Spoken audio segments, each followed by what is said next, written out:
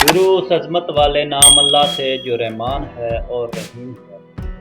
کائی ایک ترک مسلم قبیلہ، سلیمان شاہ ارطغرل غازی اور عثمان غازی کا قبیلہ، خونخوار جنگجوؤں کا قبیلہ، خانہ بدوشی سے خلافت عثمانیہ تک کا سفر۔ جی ہاں، یہ داستان ہے ان مسلم جنگجوؤں کی جنہوں نے خیموں سے نکل کر 623 سال تک تقریباً 2 ملین مربع کلومیٹر پر حکومت کی۔ تو شروع کرتے ہیں کہ عثمانی کون تھے۔ میں راجہ ابرار آپ کی خدمت میں سلطنت عثمانیہ کے بارے میں مکمل معلومات لے کر حاضر ہوں۔ سلطنت عثمانیہ کا نام عثمان غازی سے منسوب ہے، جو ارطغرل غازی ارطغرل بیگ کا بیٹا تھا، جس کا تعلق اوغوز ترکوں کے کائی قبیلے سے۔ سلطنت عثمانیہ کی بنیاد 1299 میں سوت شہر میں رکھی گئی، جو برسا یعنی ترکی کے قریب ہے۔ اناطولیہ کی ریاست سے ہٹ کر سلطنت عثمانیہ نے اپنا پھیلاؤ مسلسل مغرب کی طرف رکھا اور وہ سکڑتی ہوئی بازنطینی سلطنت سے لڑتے رہے۔ سلطنت عثمانیہ کے کل 36 سلطان تھے، جنہوں نے تقریباً 623 سال تک حکومت کی، اور یہ دور 1299 سے 1922 تک تھا۔ سلطان سلیم اول نے 1517 میں مصر فتح کیا۔ اس کے بعد خلافت عثمانی سلطانوں کے پاس آ گئی اور انہیں خادم الحرمین الشریفین کا خطاب ملا۔ سلطنت عثمانیہ 407 سال برقرار رہی، حتیٰ کہ ترکی کے جمہوریہ بننے کے بعد یہ سلسلہ ختم ہوا۔ کل 30 عثمانی خلفاء گزرے ہیں۔ یہ سلطنت عثمانیہ کا نسب نامہ ہے جو سکرین پر آپ کو نظر آ رہا ہے، جو ارطغرل غازی سے لے کر محمود چہارم وحید الدین تک ہے۔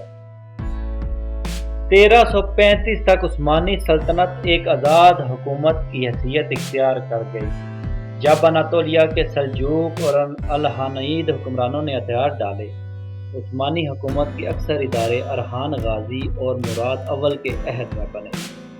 سلطنت عثمانیہ کے پاس مرکزی حکومت کا ایک ایسا نظام تھا جس کی مثال اس وقت یورپ میں نہیں تھی۔ عثمانی سلطان اپنے اختیارات کا خاصا حصہ اپنے وزیر کو عطا کر دیتے۔ اس کے علاوہ سلطنت میں بڑے عہدیدار بھی ہوتے، سرکاری عہدے خالصتاً میرٹ پر دیے جاتے۔ یہ سکرین پر آپ کو سلطنت عثمانیہ کے مرکزی حکومت کا ڈھانچہ نظر آ رہا ہوگا۔ سلطنت عثمانیہ کا سماجی ڈھانچہ 5 طبقے پر تقسیم کیا جا سکتا ہے۔ اہل قلم یعنی دانشور طبیب، نمبر 2 شمشیر زن یعنی فوجی افراد وغیرہ، انتظامیہ افسران، عدلیہ اور افسرشاہی وغیرہ، معاملہ کار یعنی تاجر اور ٹیکس اکٹھا کرنے والے، ہنر مند، کسان، چرواہے اور فنکار۔ سلطنت عثمانیہ صرف ترک مسلمانوں پر مشتمل نہیں تھی، بلکہ یہ ایک کثیر المذہبی سلطنت تھی جس میں مختلف طبقات رہ رہے تھے۔ عثمانی معاشرے میں مسلمان پرامن طریقے سے عیسائیوں، یہودیوں اور دیگر مذاہب کے ماننے والوں کے ساتھ رہ رہے تھے۔ کثیر المذہبی نظام ملت کے تحت ہر مذہب کے پیروکاروں کے لیے ان کے مذہب کے مطابق قوانین موجود تھے، جس پر عمل پیرا ہو کر وہ زندگی گزارتے تھے، اگرچہ غیر مسلموں کو اعلیٰ ترین عہدوں پر فائز نہیں کیا جاتا تھا۔ اپنے عروج کے دنوں میں سلطنت عثمانیہ تقریباً 2 ملین مربع کلومیٹر پر پھیلی ہوئی تھی، جس میں جنوب مشرقی یورپ میں ویانا یعنی آسٹریا تک کا علاقہ، موجودہ ہنگری، بلکان کا علاقہ، یونان، یوکرین کا کچھ علاقہ، مشرق وسطیٰ کے علاقے جن میں عراق، شام، فلسطین اور مصر شامل ہیں، شمالی افریقہ اور مغرب کا علاقہ جسے الجزائر، جزیرہ نما عرب کے علاقے جن میں یمن اور حجاز بھی شامل ہیں۔ سلطنت عثمانیہ کے عہد میں سلطنت کا سب سے زیادہ جغرافیائی پھیلاؤ سلطان محمد فاتح کے عہد میں ہوا، جس نے 1453 میں قسطنطنیہ فتح کیا۔ اس کے علاوہ سلیم اول تھا جس نے مصر فتح کیا اور خلیفہ کا لقب اختیار کیا۔ سب سے اہم سلیمان اول تھا جسے سلیمان عالی شان کہا جاتا تھا، کیونکہ اس نے 46 سال حکومت کی اور ان کی فوجیں ویانا، آسٹریا کے دروازوں تک پہنچ گئی۔ سلطنت عثمانیہ کے پھیلاؤ کی یہ لہر اس سلطنت کا شاندار دور کہلاتی ہے۔ جو 1453 میں قسطنطنیہ کی فتح سے لے کر 16ویں صدی کے دوسرے حصے تک ہے، جو تقریباً 1556 میں سلیمان علیہ السلام کے دور کے اختتام تک ہے۔ اس عرصے کے دوران سلطنت عثمانیہ میں کچھ ایسے اداروں کی بنیادیں رکھ دی گئیں تھیں جو آنے والی کئی صدیوں تک برقرار رہیں۔ 1699 تک سلطنت عثمانیہ کی سرحدیں دور دور تک پھیل چکی تھیں۔ سلطنت عثمانیہ اپنے عروج کے دنوں میں دنیا کی بڑی طاقت تھی۔ اس سلطنت نے علاقائی اور عالمی سیاست پر اپنی فوجی قوت، انتظامی مضبوطی اور سب سے اہم اقوام کی دولت مشترکہ کی وجہ سے بڑے اثرات ڈالے۔ کیونکہ مختلف اقوام اتنے بڑے جغرافیائی خطے میں پرامن طور پر اکٹھے رہتے تھے، سلطنت عثمانیہ کے سلطان ظالم و جابر کے لیے ڈراؤنا خواب تھے، جبکہ مظلوم کے نجات دہندہ تصور کیے جاتے ہیں۔ سلطنت عثمانیہ 3 براعظموں پر پھیلی ہوئی۔ اس سلطنت کی بحری فوج نے بھی یورپی، افریقی اور مشرقی وسطی کے قوتوں پر گہرے اثرات چھوڑے۔ سلطنت عثمانیہ کے اگر تعلیمی نظام کو دیکھیں تو سلطنت عثمانیہ کا تعلیمی نظام 2 اہم حصوں پر مشتمل کیا جاتا ہے: رسمی تعلیم اور غیر رسمی تعلیم۔ رسمی تعلیم صبیان اسکول، بنیادی سطح کے تعلیمی ادارے، مدرسے، سیکنڈری سطح کے تعلیمی ادارے، اعلیٰ سطح کے تعلیمی ادارے، منتظمین اور ملازمین کے لیے تعلیم، فوج کے لیے تعلیمی ادارے، اور غیر رسمی تعلیم میں مساجد، درویش مراکز، اخی ایسوسی ایشن، کیفے، لائبریریاں اور دارالمطالعہ۔ ان اداروں میں فوجی تعلیمی ادارے اور انڈر رن اسکول سلطنت چلاتی تھی، جبکہ باقی دیگر ادارے فلاحی تنظیمیں اور عوام چلاتے تھے۔ اداروں کا مقصد قرآنی تعلیم اور عربی زبان کی تدریس تھی۔ اسلام کے بنیادی اصول، جن میں عبادات، اخلاقیات اور اسلامی رسوم شامل ہیں، سکھانا اور طلباء کو اپنے اپنے پیشوں کے لیے تیار کرنا تھا۔ اس کے علاوہ طلباء کو گنتی اور خطاطی کی تعلیم بھی دی جاتی تھی۔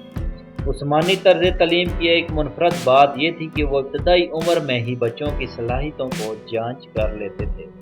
سلطنت عثمانیہ کے دور میں تقریباً تمام عرصے میں تعلیم مفت تھی، تاہم سلطنت کے زوال کے دنوں میں مغربی طرز تعلیم سے مسابقت کی خاطر کچھ تعلیمی اداروں نے فیس لینا شروع کر دی تھی۔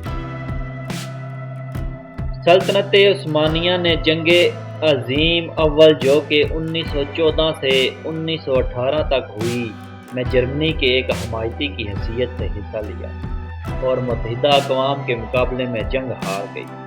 30 اکتوبر 1918 کو مدروس کے آرمسٹس نے سلطنت عثمانیہ کے ہتھیار ڈالنے کا اعلان کیا اور اس کے بعد سلطنت تقسیم ہو گئی۔ اسی دوران 19 مئی 1919 کو مصطفیٰ کمال پاشا اتاتürk اور اس کے مسلح ساتھیوں نے ایک قومی مہم چلائی کہ وہ بیرونی حملہ آوروں کو اناطولیہ سے نکال باہر کریں گے۔ کیونکہ اس دھرتی کا تعلق ترکی سے ہے، ترک نیشنل آرمی، جسے قوت ملیہ کہا جاتا تھا، مختلف محاذوں پر متحدہ اقوام کی فوج سے لڑی اور انہوں نے 9 ستمبر 1922 کو ازمیر ترکی کے مقام پر یونانی فوج کو شکست دے کر فیصلہ کن کامیابی حاصل کی اور اناطولیہ کو بیرونی حملہ آوروں سے بچا لیا۔ ترکی کی جدید جمہوریہ کا قیام 29 اکتوبر 1923 کو ہوا، جبکہ 3 مارچ 1924 کو خلافت عثمانیہ کا خاتمہ ہوا۔ یہ فیصلہ ترکی کی گرینڈ نیشنل اسمبلی میں کیا گیا۔ اب بات کرتے ہیں لوزان کے معاہدے کے بارے میں۔ لوزان کا معاہدہ کیا ہے؟ یہ ایک امن معاہدہ تھا جو 24 جولائی 1923 کو لوسینے، سوئٹزرلینڈ کے مقام پر طے پایا گیا۔ اس معاہدے پر دستخط ہونے کے بعد ترکی اور متحدہ اقوام میں جنگ بندی ہو گئی۔ اسی معاہدے نے جدید ترکی کی سرحدوں کا تعین کیا۔ اسی معاہدے کی روح سے یہ طے پایا کہ ترکی سلطنت عثمانیہ کو باقی رکھنے کے تمام دعووں سے دستبردار ہو جائے گا اور اس کے بدلے متحدہ افواج جدید ترکی کو اس کی سرحدوں کے اندر ایک خود مختار ریاست کی حیثیت سے تسلیم کریں گی۔ اس لوزان معاہدے کی ختم ہونے کی کوئی مقرر تاریخ سامنے نہیں آئی، لیکن ہر طرف آپ نے یہی سنا ہوگا کہ لوزان کا معاہدہ 2023 میں ختم ہونے جا رہا ہے۔ تو اس کی حقیقت یہ ہے کہ بین الاقوامی قانون کے مطابق کوئی بھی معاہدہ 99 سال سے زیادہ نہیں تصور کیا جاتا۔ تو اس لحاظ سے 2023 کو لوزان کے معاہدے کو 100 سال پورے ہو جائیں گے، تو ایسے میں لوزان کے معاہدے کی کوئی حیثیت نہیں رہے گی۔ ایک اور سوال یہ ہے کہ ہر طرف سے یہ آوازیں کیوں بلند ہو رہی ہیں کہ اصل میں ترکی 2023 میں آزاد ہوگا، جبکہ اس سے پہلے کیا وہ آزاد نہیں ہے؟ تو حقیقت میں لوزان کے معاہدے میں غیر مسلموں کی طرف سے ترکی کے لیے لوزان کا معاہدہ ایک پھندا تھا، جس میں اسلام اور خلافت پر پابندی لگا دی گئی، اور یہاں تک کہ اس معاہدے میں ترکی کو پابند کیا گیا کہ وہ اپنی زمین سے تیل اور معدنیات وغیرہ نہیں نکال سکتا۔ اس کے علاوہ جہاں تک ممکن ہو سکا ترکی کو اس معاہدے سے لاچار کیا گیا۔ تو اب جب کہ 2023 کا سال آ چکا ہے اور لوزان کے معاہدے کی کوئی حیثیت نہیں رہی، اب دیکھتے ہیں کہ کیا ترکی میں دوبارہ خلافت عثمانیہ کی جھلک نظر آئے گی۔ یہ تھی سلطنت عثمانیہ تاریخ کی روشنی میں۔ امید ہے آپ کو ویڈیو پسند آئی ہوگی۔ دعاؤں میں یاد رکھیے۔